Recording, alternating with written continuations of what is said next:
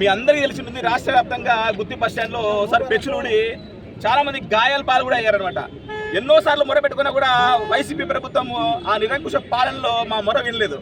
కానీ పెద్దలు, గౌరవనీయులు, దార్శనికమైనటువంటి నేత చంద్రబాబు నాయుడు గారు తన అద్భుతమైనటువంటి పోరాటంతో పవన్ కళ్యాణ్ గారి నేతృత్వంలో మరీ ముఖ్యంగా మా లోకల్ శాసనసభ్యులు, మా ఆత్మీయ నాయకుడు గుమ్మనూరు జయరాం గారి అద్భుత సహకారంతో ఈరోజు 5 కోట్ల రూపాయల పనిని స్టార్ట్ చేయడం, ముఖ్యంగా నూతనంగా ఎన్నికైనటువంటి కాషాయ దళపతి నాగరాజు గారి సారథ్యంలో మరీ ముఖ్యంగా యువతకి అయినటువంటి రాయలసీమ ప్రాంతంలోనే మా టీజీ భరత్ గారు మంత్రివర్యులు వచ్చి ఈరోజు ఈ కార్యక్రమాన్ని శంకుస్థాపన చేయడాన్ని నిజంగా మిత్రపక్షంగా జనసేన పార్టీ ఇన్ఛార్జ్ గా చాలా గౌరవంగా ఫీల్ అవుతున్నాను.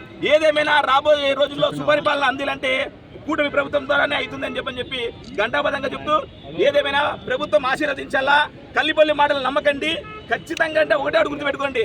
అనేకమైనటువంటి ఆరోపణలు చేస్తున్నారు. ముఖ్యంగా ప్రధాన ప్రతిపక్షమైనటువంటి వైసీపీ, ప్రధాన ప్రతిపక్షం కూడా లేదు.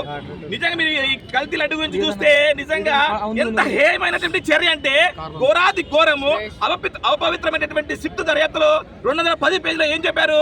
ముఖ్యంగా నిజంగా ఎక్కడే కానీ నెయ్యి అవశేషాలే లేవు అంటే, ఎక్కడ కానీ అంత మొత్తం కెమికల్ తిరిగింది అని చెప్తున్నారు. కానీ వీళ్ళు సిగ్గు లేకపోతే మరి మేము జంతు అవశేషాలు లేవు, అవి లేదు అని చెప్తున్నారు.